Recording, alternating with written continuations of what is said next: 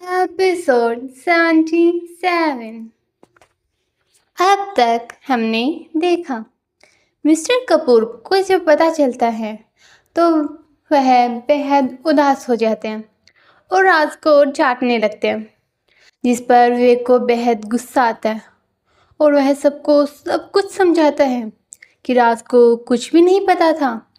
जिसके बाद वह अपने अंदर छिपे सालों के गुस्से को बाहर निकालने लगता है, जिसे सुनकर मिस्टर कपूर और मिसेस कपूर को काफ़ी बुरा लगता है। वहीं ये सब देख मिस्टर कपूर प्रेम से निवेदन करते हैं कि वह अभी यहाँ से चला जाए और उससे बाद में बात करेंगे।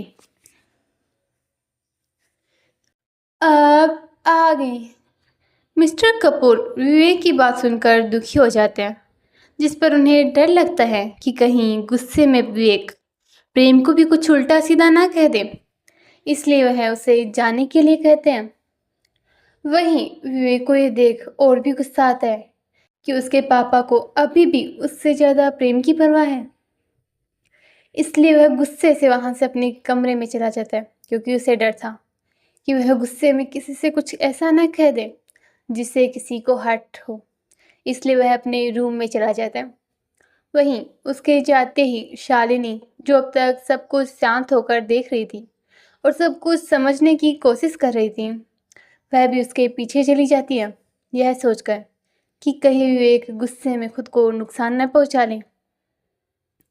वहीं बाकी सब विवेक को ऐसे जाते देख उदास हो जाते हैं। वहीं प्रेम नहीं चाहता था कि उसकी वजह से अब यहाँ और कोई तमाशा हो, इसलिए उसने भी वहाँ से जाना ही सही समझा और वह अदिति की तरफ देखने लगा। वहीं अदिति को कुछ भी समझ नहीं आ रहा था कि वह क्या करे। एक तरफ जहाँ उसे प्रेम के साथ होना चाहिए, क्योंकि उसे अभी उसकी ज़रूरत थी, अभी वह जो भी हुआ उसकी वजह से उदास होगा, तो दूसरी तरफ उसका दोस्त जो हर वक्त हर मुश्किल में समय में उसके साथ रहा है, चाहे जो भी सिचुएशन हो, और आज उसे उसकी ज़रूरत थी। और देखा जाए तो आज जो भी हुआ उसके लिए अदिति कहीं ना कहीं खुद को ही दोषी मान रही थी। ऐसे में वह ना तो राज को अकेला छोड़ना चाहती थी, ना ही प्रेम को। आखिर एक दोस्त तो एक उसका हस्बैंड था, लेकिन दोनों में से किसी एक को चुना आज इसके लिए बेहद मुश्किल था। ऐसे में वह क्या करे क्या ना करे, इसी दुविधा में एक जगह खड़ी होकर सबकी तरफ एकटक देख रही थी। वहीं प्रेम ने अदिति की तरफ देखा।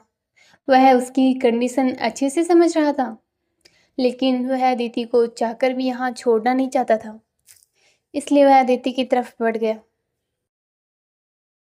वहीं राज ने जब प्रेम को अदिति की तरफ जाता देखा तो उसे समझ आ गया कि वह अदिति को अपने साथ ले जाएगा।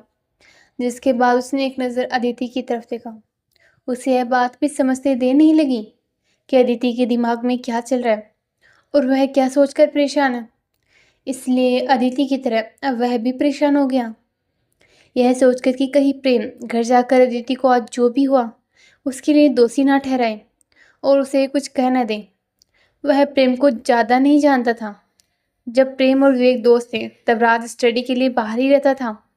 उसने कभी कभार प्रेम से फ़ोन पर बात की थी, क्योंकि वह विवेक का सबसे अच्छा दोस्त था।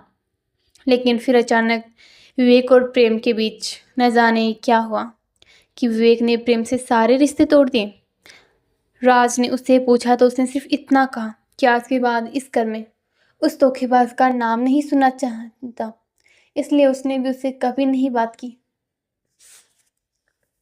वहीं अब अचानक से सब होने के बाद कहीं प्रेम विवेक का गुस्सा अदिति पर ना निकाल दे। राज यह सोच सोच कर परेशान हो रहा था। अंत में उसने डिसाइड किया कि चाहे जो भी हो जाए वह राज को अदिति के कहीं नहीं जाने देगा, इसलिए जल्दी से प्रेम और अदिति के पास जाता है और उनसे कहता है, रुको। राज की आवाज़ सुनकर चारों अदिति, प्रेम, देव, निशा वहीं रुक जाते हैं, जिसके बाद मुड़कर राज की तरफ देखते हैं, जिसे देख राज उनसे कहते हैं, पापा आज प्रेम भाई यहाँ विवेक भाई के दोस्त बनकर नहीं आए, आज तो वह यहाँ मेरी दोस्त के हस्बैंड बनकर आए, इसलिए मैं चाहता हूँ कि आज वह चारों यहीं रुके, प्लीज़। यह कहकर राज उम्मीद भरी नज़रों से अपने पापा की तरफ देखने लगता है।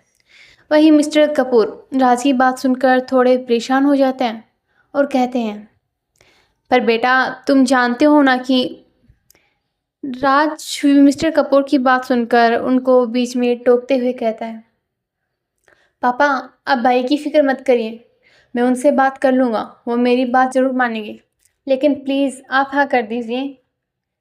इससे पहले कि मिस्टर कपूर कुछ कहते हैं, प्रेम बीच में ही बोलता है, इससे कोई फ़र्क नहीं पड़ता कि तुम उससे बात करते हो या नहीं, लेकिन अभी के लिए मैं अपनी वाइफ के साथ घर जाना चाहता हूँ, सो एक्सक्यूज़ अस।